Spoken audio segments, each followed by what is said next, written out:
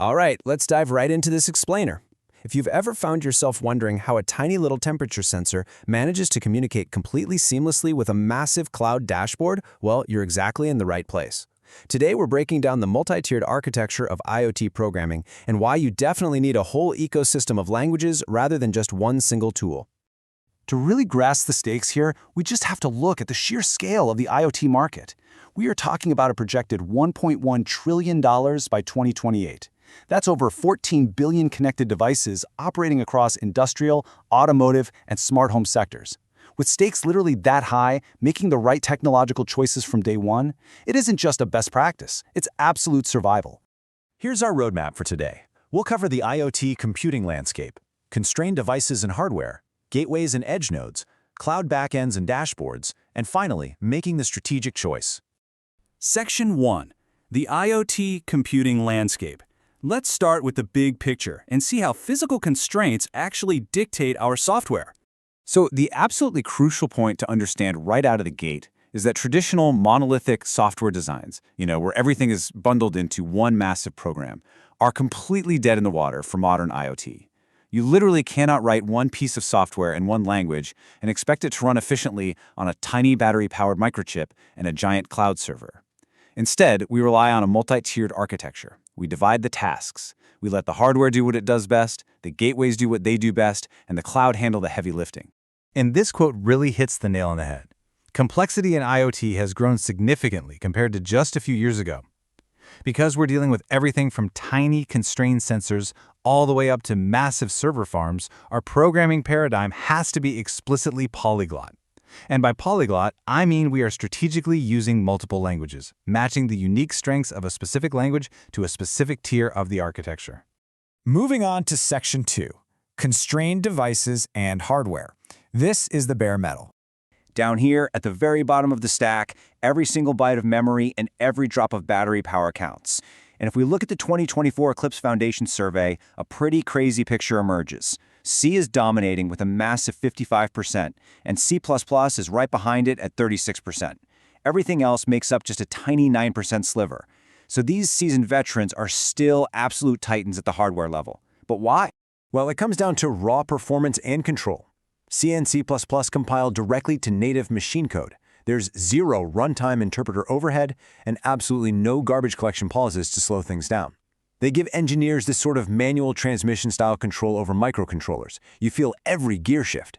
If you need to interface directly with a physical hardware register or configure a super low-power sleep mode to save battery, C and C++ allow for absolute peak resource efficiency. But wait, that 9% slice of other? It's hiding a serious game changer, Rust.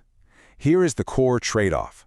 C and C++ give you amazing legacy speed, but they're notorious for security vulnerabilities, like buffer overflows, if the developer isn't perfectly careful. Rust, on the other hand, just straight up refuses to build code with those errors. It eliminates them right at compile time.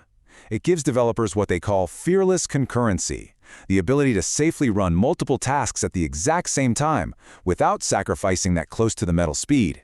It's quickly becoming the standard for projects where security absolutely cannot be compromised. All right, Section 3, Gateways and Edge Nodes. We're moving up the stack. So, we've left the extreme constraints of the microcontroller behind. The hardware is now handing the data baton over to systems that process and route it. And at this gateway level, the 2024 survey shows a totally different battle for dominance. Python leads at 39%, closely followed by Java at 32%. Neither of these is great for bare metal, but man, they absolutely shine brightly at the edge. Let's talk Python first. It is basically the undisputed king of rapid prototyping. If you're building a gateway on a Raspberry Pi, Python is your go-to. And because of its unmatched libraries for data science and AI, it's the absolute perfect tool for ingesting raw sensor data and feeding it into machine learning models right there at the edge before you even send a single packet to the cloud. It's so cool. Then there's Java, which brings some serious enterprise-grade stability to the table. Java's famous write once, run anywhere philosophy is a total lifesaver in IoT. You write your app once and deploy it across all sorts of different gateway hardware thanks to the Java virtual machine. Plus, that JVM sandboxing provides incredible automatic memory management and robust security features that are totally vital for industrial gateways controlling critical infrastructure. Which brings us to Section 4, Cloud Backends and Dashboards, the top of the stack. Up here in the cloud, our data gets aggregated, analyzed, and visualized at massive scale. And JavaScript, specifically powered by the Node.js runtime, is huge here. It uses this event-driven, non-blocking architecture.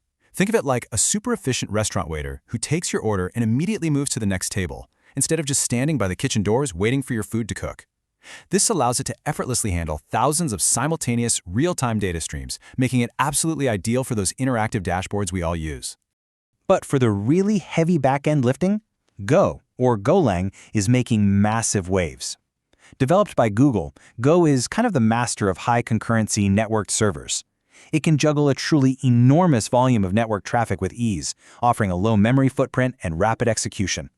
Basically, it keeps your cloud computing costs down while keeping performance insanely high. And hey, we can't forget about the end user, right? All this data means nothing if you can't access it easily and safely. That's where languages like Swift for iOS and Kotlin for Android come in to build secure companion apps. Meanwhile, PHP is still heavily utilized for building those server-side web administration panels. These languages act as the secure glue connecting all that complex hardware directly to your smartphone. Finally, Section 5, Making the Strategic Choice. Let's put it all together. So, how do we piece this giant puzzle together without totally dooming a project before writing a single line of code?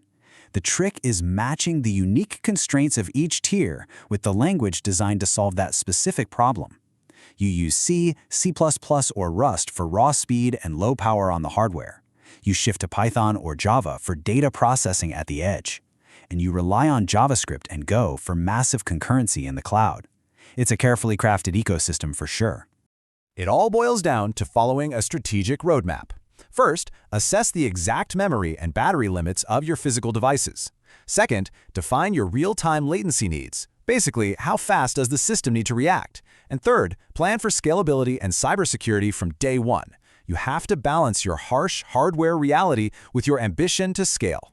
I want to leave you with a question to really chew on, because the language choice you make today literally locks you into specific hardware and specific talent pools for years to come. So, look ahead. Based on your current architecture, what will your IoT product need to do 3 years from now? Is your tech stack truly ready for the future of IoT?